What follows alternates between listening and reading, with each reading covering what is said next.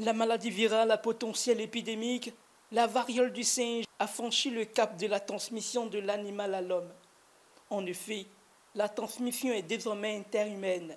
Une personne qui est malade va contaminer une autre personne, toujours de la même façon, par l'intermédiaire des contacts avec les sécrétions du malade. La sueur, les urines, le sang exposent à faire la maladie. Vous avez la possibilité aussi de vous contaminer par l'intermédiaire des surfaces qui ont été souillées, une table, un banc, une chaise qui a été souillée par les sécrétions des malades. Et si vous êtes en contact, vous allez faire la maladie. Cependant, dans la capitale économique ivoirienne, certains ignorent la présence du virus sur le sol. Je ne connais pas la maladie.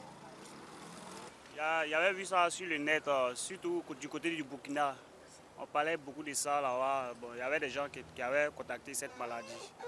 Bon, en Côte d'Ivoire, je n'ai pas d'informations là-dessus. Je ne sais pas si elle existe en Côte d'Ivoire, je ne sais pas. En revanche, ces restauratrices semblent avoir trouvé une solution pour maintenir leur clientèle.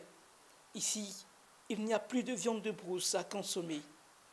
On ne peut même pas acheter la viande de brousse, ça coûte excessivement cher et puis c'est très dangereux pour la population. Donc vraiment, moi où je suis là même, dans mes sauces, il n'y a pas de viande de brousse, je n'en vends pas. Sauce claire, viande de bœuf, poisson, avec pas de bœuf. Ok, ça c'est la sauce arachide. Il y a graines, il y a gnagna qui soigne et puis il y a djumblé, ça fait du bien au monde.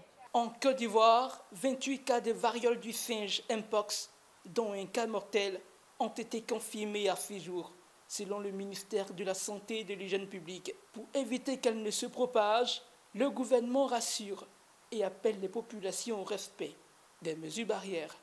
Oui, on guérit très bien de la maladie. C'est pourquoi lorsque vous présentez ces symptômes, fièvre, maux de tête, boutons, éruptions cutanées, il faut donc vous rendre à l'hôpital, dans le centre de santé le plus proche. Le médecin va vous examiner, il va vous isoler, il va vous préconiser un traitement et vous allez vous rétablir. Et il va vous demander de respecter certaines mesures pour ne pas contaminer d'autres personnes. La situation reste sous contrôle selon les autorités sanitaires, mais les experts appellent les populations à la vigilance et à la collaboration.